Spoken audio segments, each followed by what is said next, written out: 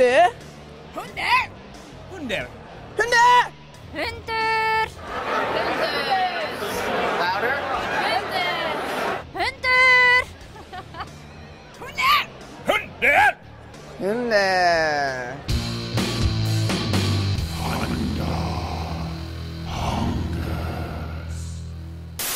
Sleepers, awaken from your chrysalis cocoons. Oh. Gosh, Hey. that felt great, like really refreshing. Hello, Hundar and Joel here from the Harpa Concert Hall in Reykjavik, Iceland, where Fanfest is in progress right now. Oh my God. I know it looks like we were taking a little snooze there. We've been very busy. Yeah, we just got out of playing Dust 514. Yes. And played a little team deathmatch. Played a little team deathmatch, 5v5. Our first hands-on with it, I said, Joel, I bet you that I will have a better KD ratio. And we were number 1 and number 2 on our team, respectively. We still got our asses Our team kicked. lost. Someone on their team went 14-0. Probably a dev. Not fair. I smell a fix.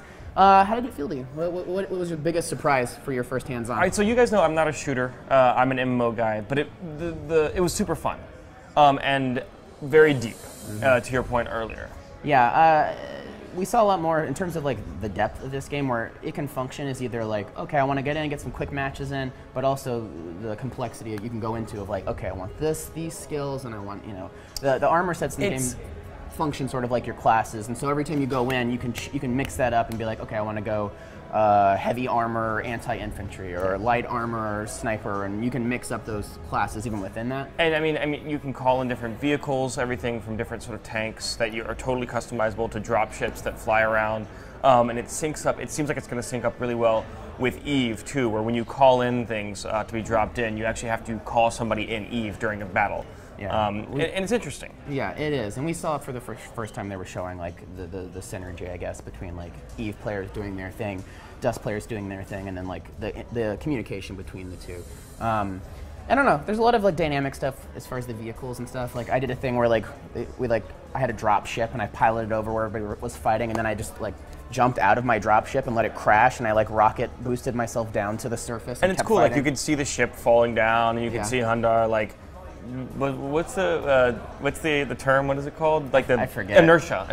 It's like an inertia boost or something. It slows you from just dying. Lots of vehicle stuff where it's like people in like the little jeeps fighting with like the guns versus like a tank and trying to maneuver that. I definitely had more fun than I thought that I would. Here's how I feel about it. It's going to be more of an MMO, I think, than people think it's going to be. It's just going to be a shooter MMO. And I know we've seen a few of these before, but not to the level of. I don't know. I played a lot of Tabula Rasa when it came out, and it was customizable, but it was like your different weapon, like your different armors, or like you can paint them. But here, like your armors are your classes, and again, I don't want to go into too much detail. I don't know how much we're allowed to talk about, but the number of just assault rifles you can choose from is incredible. Like, and each of those choices has an effect on what happens in the game. Like right now, the synergy is like, okay, Eve players exist and they have this big group of subscribers, but then we've also got the Dust players. So what happens when the Dust players, if this becomes super popular, will there be too many Dust players to actively have this like easy relationship between the two? I'm not sure. I'm going to talk to Brandon Lorino, the executive producer on the project, in a little bit. All right, guys, I am with Brandon Lorino, executive producer of Dust 514. First question first.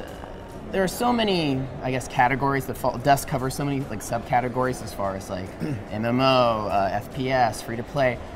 What was the #1 priority for you in terms of handling the FPS part of this? What was like priority 1? That we have to handle this exactly right for that aspect of the game.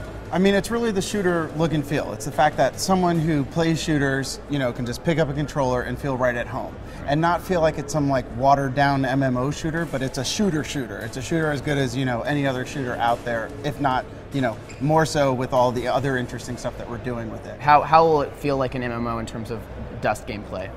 Yeah, so right off the bat, I mean, there's all the stuff like, robust social system. You can form corporations, which are our version of guilds. We've got a robust mail system. We've got a robust, chat and communication system, text chat, voice chat going between Eve and Dust.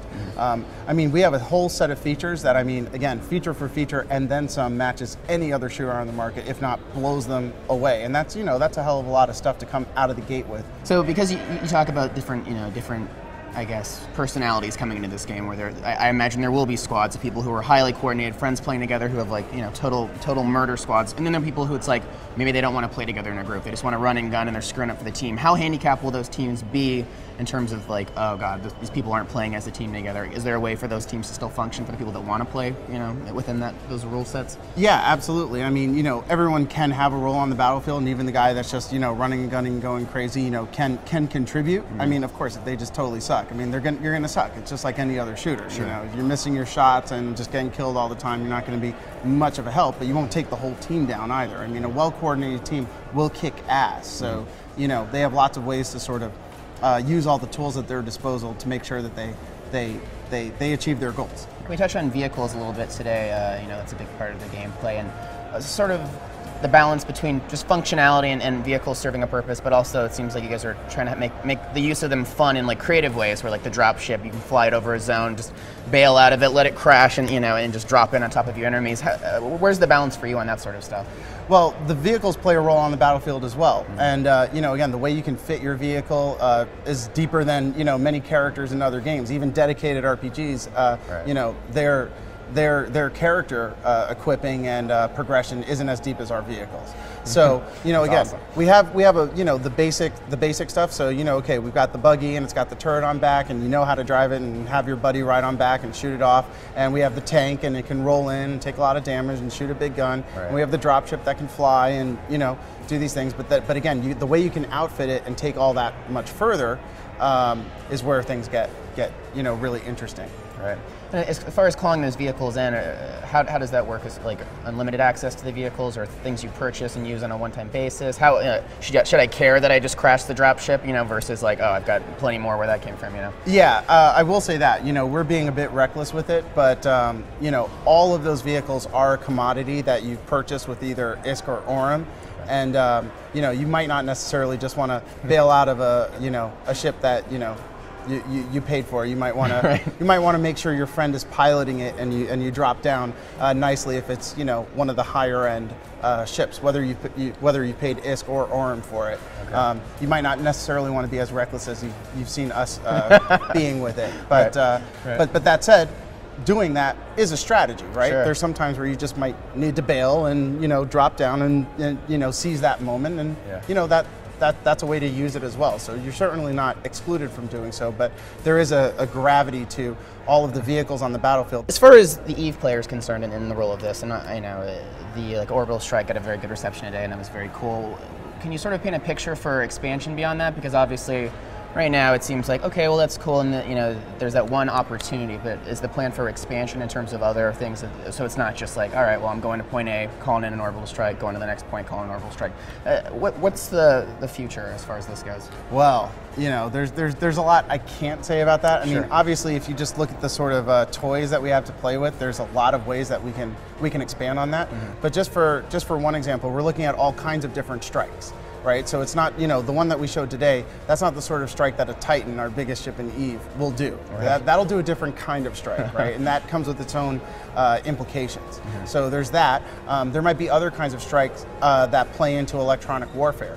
So again, as I mentioned, electronic warfare plays a heavy role in terms of clearing the fog of war, finding out where your enemies are, what they're doing, where their objectives are, obscuring where you are, what you're doing, things like that. And ships in EVE can also, we're looking at ways for them to affect that. So you could also sort of have multiple levels of social where it's like, in real life, you've got like effectively a group of your friends at your house too. So if, sure, some people I'm sure will be multi-boxing themselves. Maybe I've got like my crew in my house, or I'm playing EVE, and then my friend is handling the dust, and then someone else has got Vita, and it's like, multiple layers of, just interesting social worlds being built on top of each other. Yep. Just the expansion of that, it's very exciting. So. It's very exciting, and again, we haven't announced the full spectrum of that, or showed the full spectrum of that yet either.